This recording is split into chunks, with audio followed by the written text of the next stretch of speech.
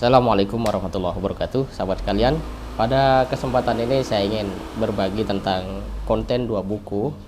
Pertama adalah Buya Hamka, ini ditulis oleh Fuadi, penulis bestseller Anak Rantau.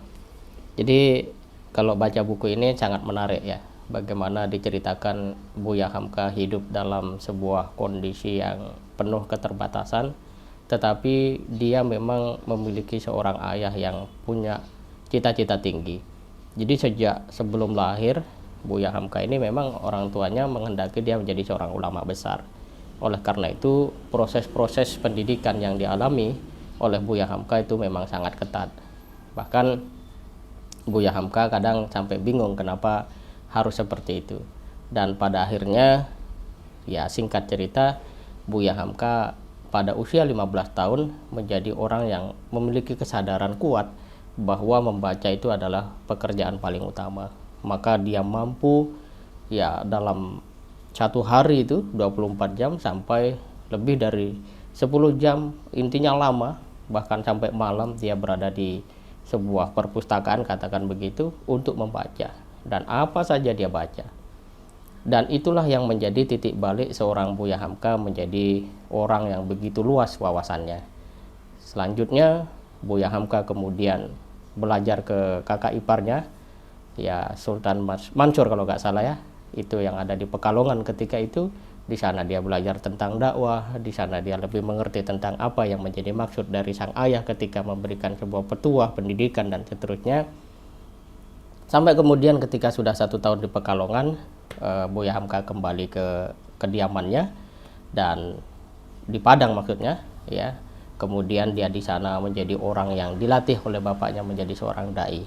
Dan ketika dia berdakwah, berceramah, ya di sini disampaikan cara pidatonya Buya Hamka itu mengalir bergelombang, ya berombak.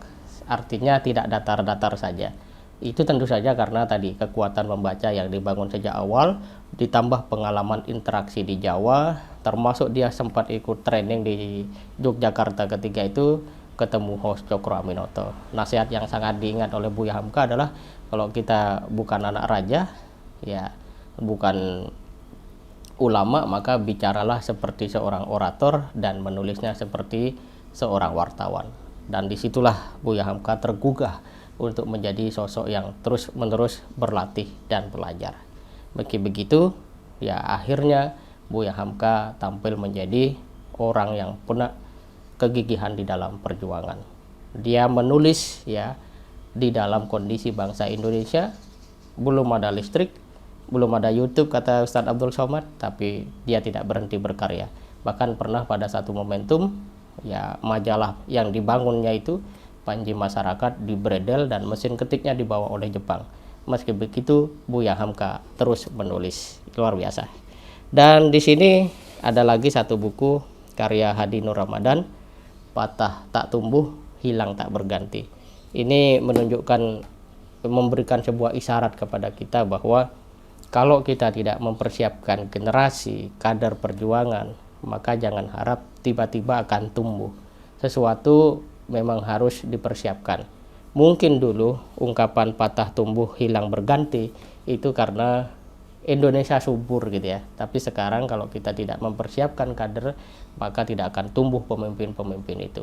Dan realitanya bisa kita lihat hari ini, betapa banyak orang-orang yang bermasalah justru duduk di dalam kepemimpinan strategis ya. Ada yang jadi anggota DPR dan seterusnya, dan itu adalah orang yang secara nyata DPO narkoba dan seterusnya, itu ada kemarin ramai sekali.